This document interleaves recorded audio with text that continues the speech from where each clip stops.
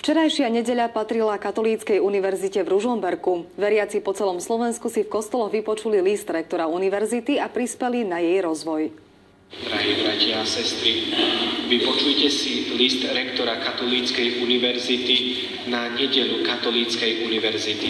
Rektor Tadeuš Zasepa hneď v úvode listu upozornil na význam katolíckeho školstva pri upevňovaní európskej identity a jej kultúrneho dedičstva. Kvalita bola vždy veľmi vysoká na katolíckych univerzitách. Následne objasnil ciele Katolíckej univerzity a jej zmysel pri formácii človeka v jeho celej štruktúre. Intelektuálnej, mravnej, estetickej a náboženskej. Rektor sa v liste ďalej venoval vplyvu univerzity na slovenskú spoločnosť. Celá jej štruktúra má ukázať, ako Slovensko bolo vždy spojené s kresťanstvom. Počas nedele Katolíckej univerzity navštívili jej pedagógovia, zamestnanci a študenti farnosti na Slovensku, kde predstavovali svoju univerzitu veriacim. Rozprávali o úspechoch i o tom, čím univerzita žije v súčasnosti. Je jediná na Slovensku a práve preto si zaslúži byť aj takto zvýraznená. Vychováva teda nielen vzdelaných, ale aj ľudí, ktorí majú určité hodnoty. Práve týmto sa snažiť podporiť aj Katolícku univerzitu, či už modlitbami, ale aj finančne. A práve finančne ju mohli veriaci podporiť po svätej omši. Ďakujem všetkým, ktorí